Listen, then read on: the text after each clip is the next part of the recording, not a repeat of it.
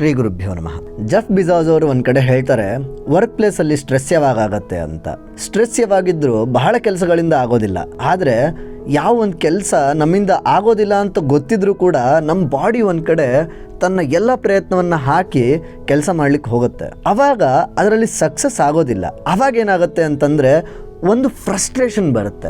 ಆ ಫ್ರಸ್ಟ್ರೇಷನ್ ಏನಾಗುತ್ತೆ ಅಂತಂದರೆ ಒಂದು ಆಂಗ್ಸೈಟಿಗೆ ಟರ್ನ್ ಆಗುತ್ತೆ, ಇಲ್ಲ ಅಂತಂದರೆ ಸ್ಟ್ರೆಸ್ಸಿಗೆ ಟರ್ನ್ ಆಗುತ್ತೆ. ಆ ಸ್ಟ್ರೆಸ್ಸಿಂದನೇ ಈ ಮನುಷ್ಯ ಹೀಗೆಲ್ಲ ಆಗ್ತಾನೆ ಅಂತ ಹೇಳ್ತಾರೆ.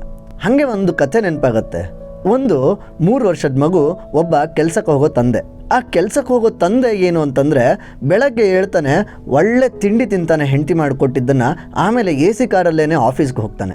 ಆಫೀಸಲ್ಲಿ ಕೂಡ ಮೀಟಿಂಗ್ಗಳು ಮಾಡ್ತಾನಷ್ಟೇ, ಬೇರೆ ಏನು ಕೆಲಸಗಳನ್ನು ಮಾಡೋದಿಲ್ಲ.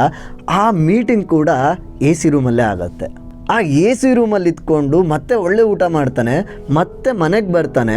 ಮನೆಗೆ ಬಂದಾಗ ಹಿ ಫೀಲ್ಸ್ ಸ್ಟ್ರೆಸ್ಡ್. ಆದರೆ ಆ ಮಗು ಮಾತ್ರ ಬೆಳಗ್ಗೆಯಿಂದ ಕುಣಿಯುತ್ತೆ, ಕುಪ್ಪಳಿಸುತ್ತೆ, ಅಮ್ಮನ ಕಾಡುತ್ತೆ, ಓಡಾಡುತ್ತೆ, ಎಲ್ಲ ಮಾಡುತ್ತೆ. ಆದರೂ ಕೂಡ ಸಾಯಂಕಾಲ ಅಪ್ಪ ಮನೆಗೆ ಬಂದಾಗ ಅಪ್ಪ ಸ್ಟ್ರೆಸ್ ಆಗಿ ಫೀಲ್ ಮಾಡ್ತಿರ್ತಾನೆ. ಆ ಮಗು ಇಷ್ಟೆಲ್ಲ ಮಾಡಿದರೂ ಕೂಡ ಆರಾಮಾಗಿ ಎನರ್ಜೆಟಿಕ್ ಆಗೇ ಇರುತ್ತೆ. ಇದರಿಂದ ಗೊತ್ತಾಗತ್ತೆ, ಬಹಳ ಕೆಲಸ ಮಾಡೋದ್ರಿಂದ ಯಾರಿಗೂ ಸ್ಟ್ರೆಸ್ ಆಗಲ್ರಿ. ಆದರೆ ಅವ್ರು ಮಾಡುವಂತಹ ಕೆಲಸದಲ್ಲಿ ಅವರಿಗೆ ಸಕ್ಸಸ್ ಸಿಗಲಿಲ್ಲ ಅಂತಂದಾಗ ಆ ಫ್ರಸ್ಟ್ರೇಷನ್ ಏನಿರುತ್ತಲ್ಲ, ಆ ಸ್ಟ್ರೆಸ್ ಆಗಿ ಟರ್ನ್ ಆಗುತ್ತೆ. ಇದರಿಂದ ನಾವು ತಿಳ್ಕೊಬೇಕಾಗಿರೋದೇನು ಅಂತಂದರೆ, ನಾವು ಮಾಡುವಂತಹ ಕೆಲಸ ನಮ್ಮ ಲಿಮಿಟಲ್ಲಿದ್ದಾಗ ಅದನ್ನು ತುಂಬ ಚೆನ್ನಾಗಿ ಮಾಡೋಣ. ಆಗಲಿಲ್ಲ ಅಂತ ಗೊತ್ತಾದ ತಕ್ಷಣ ಅದನ್ನು ಬಿಟ್ಬಿಟ್ಟು ನಮ್ಮ ಕೈಯಿಂದ ಆಗೋದಿಲ್ಲ ಅಂತ ಬಿಡೋದು ಒಳ್ಳೆಯದು. ಏನಂತೀರಾ? ಧನ್ಯವಾದಗಳು.